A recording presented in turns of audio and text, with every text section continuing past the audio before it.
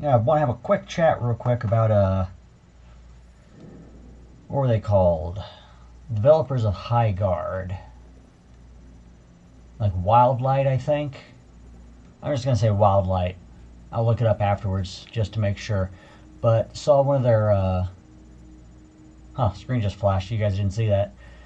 One of their developers recently went semi-viral, I guess you could say, essentially bemoaning the sad fate of their game, Highguard, and how it basically just kind of fell flat.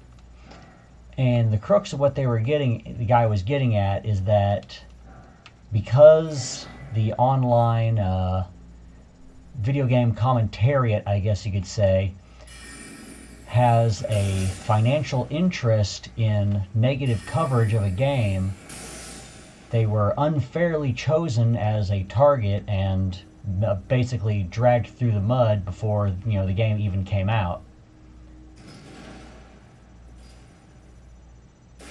And there is some truth in that, if you technically speaking.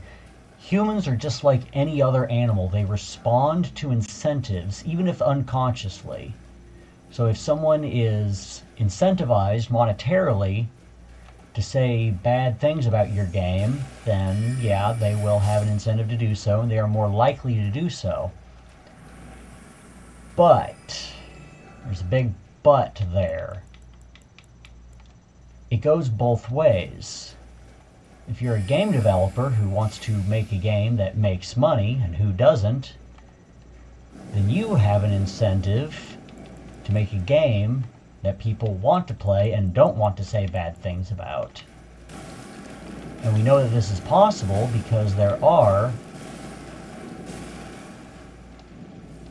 games that get positive reception.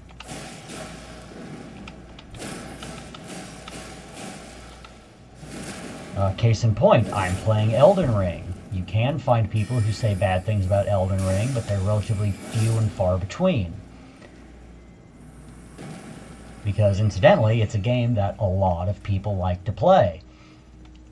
And most of the, people who are saying mean, nasty things about Highguard did not say mean, nasty things about Elden Ring for some strange reason, even though they are hypothetically incentivized to do so.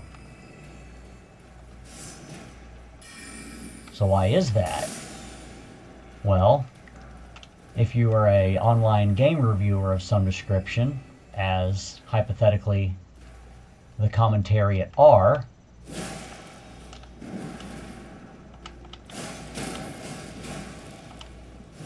you are also incentivized to maintain an integrity that other people trust so that they will listen to you.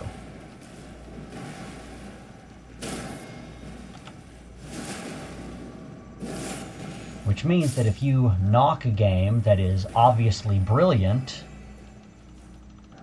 people aren't going to trust you anymore, because how could you say that, Baldur's Gate 3, for example, is terrible when it's freaking great and everybody loves it?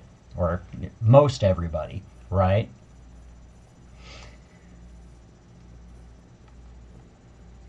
So, what it basically boils down to is,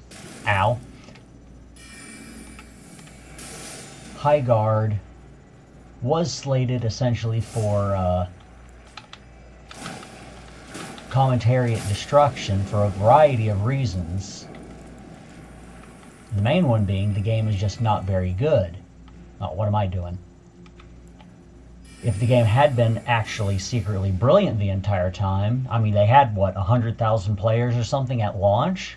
Which is a pretty respectable showing. I mean, it's no massive blockbuster, but if your game is really good and 100,000 people are playing it, then enough people who are playing it are going to realize, hey, this game is actually really good. So-and-so lied to me. I was kind of hoping that would come up behind him and do some real damage. And then the game would have taken off, and all the negative Nancys would have taken a hit to their clout, to their integrity. Wow, the delay on that. and then your game would have done just fine. Probably gonna roll right into some love and die. Nope. Not doing as good with this guy as I did the last guy.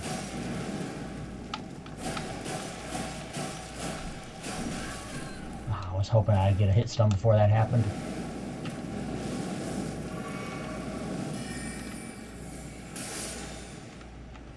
Burned through a little bit more resources there than I would have liked.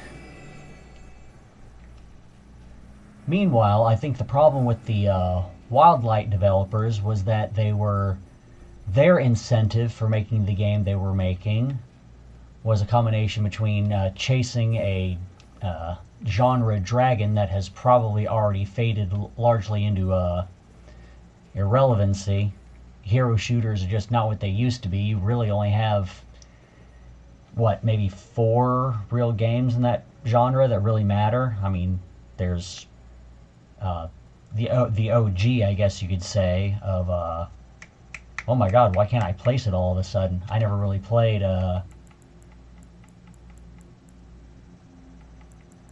Overwatch. Having a senior moment there. You got Overwatch, you've got Apex Legends, Marvel Heroes, and I think Valorant is still going, maybe? I really haven't heard much of Valorant. Yeah, I knew that was coming. Forgot about you. I was waiting for the others to drop because I knew there was a bunch of them in here.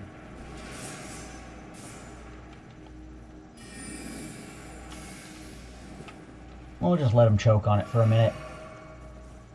So they were basically entering into that with an untested, unproven, like, quasi-genre mashup that people were just not very excited for, with characters that weren't very evocative. Like, it's kind of hard to beat Overwatch, or at least, you know, OG Overwatch when it comes to that sort of thing. Marvel Heroes obviously has some, you know, pretty big, appealing names to them, and they just didn't have anything. They had massive maps with 3v3s and mining for some reason. Remember, fair fights are for suckers.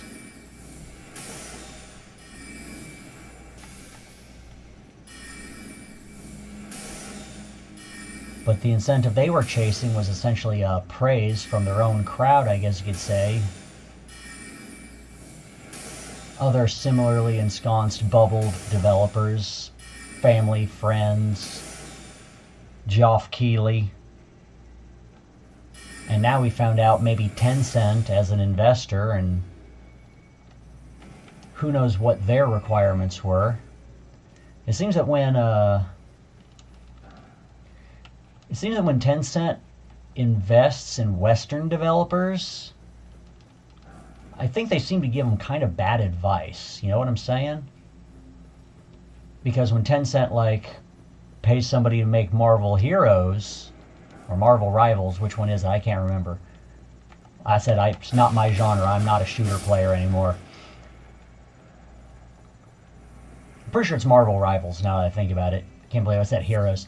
But anyway, yeah, they seem to do a fine job of making visually appealing, shall we say, characters in that. But when they invest in a Western studio, I mean, it was better than Concord. I mean, not by much, but it was better. So, who knows? Anyway, yeah, that's what I think it all basically comes down to. If you're following perverse incentives, then your result will be perverse. If you are following good incentives, then your result will be good. From Software follows good incentives. They do good. And Wildlight, not so much. Skill issue, buddy. Alright, I'll wrap it up there. Have a good one.